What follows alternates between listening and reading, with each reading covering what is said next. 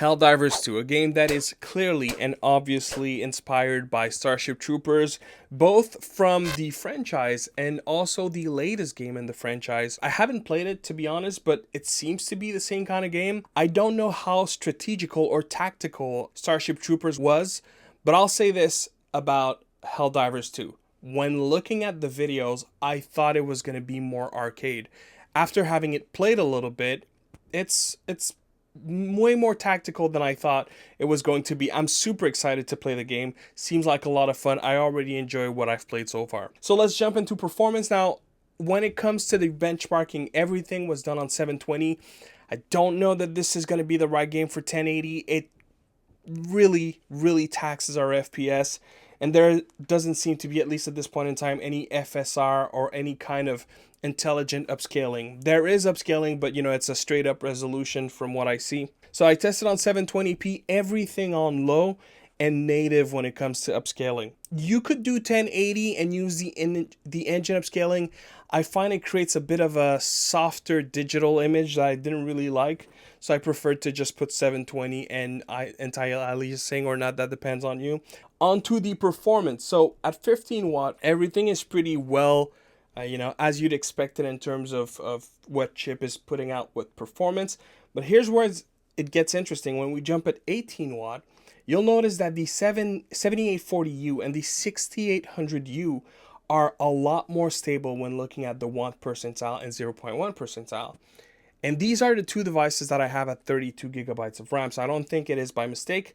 It seems that this game heavily relies on RAM. Now, when moving at 21 watt TDP, the only one that struggled is the 7640U, and I've been looking everywhere on the BIOS of this device, the TJD T101 that I have, and I couldn't find where to set my UMA buffer, and I think that is the reason why it's performing not as well overall. With that said, all my other devices were cranked at the maximum. So the 32 gigabytes were at 16 and the 16 gigabytes were at 8 when it comes to the UMA buffer. Moving on to the 25 watt TDP. So the Z1 Extreme did well overall, but this game is clearly sensitive to how much is happening on screen. So it was very hard with this game to reproduce exactly the same scene. So I do believe this is where you see a little bit of fluctuation, but overall, I mean, people are saying on the Steam discussions that it doesn't seem to be optimized.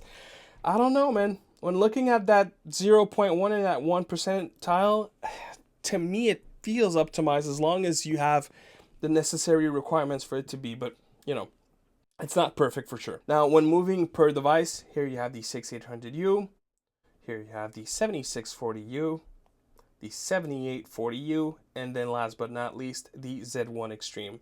Overall, I'd say most devices saw a bit of an increase going from 15 to 18 to 21 to 25. It's always nice to see, sometimes you don't get that bump as you go higher, but it definitely was the case here. Yeah, when it comes to the settings, as I was saying earlier, I don't think this is the right game for 1080p.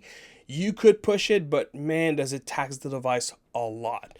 Like, it's a massive drop in FPS, even if you put everything at the lowest, even if you crank your TDP. So yeah, I do believe this is a game that you want to play at 60 as much as possible. Don't quite get there with none of the devices, but you get close enough. And if you have a good stability, as I had with some of my devices, honestly, you don't need that 60, you're close enough. And that is it for me, guys. Hopefully that was last but not least, I don't know if I mentioned it, I tried with the Steam Deck. I was hoping to at least talk about it. At this point in time, I'm unable to boot the game, and I tried to look through the Steam discussions, and it seems most people are not.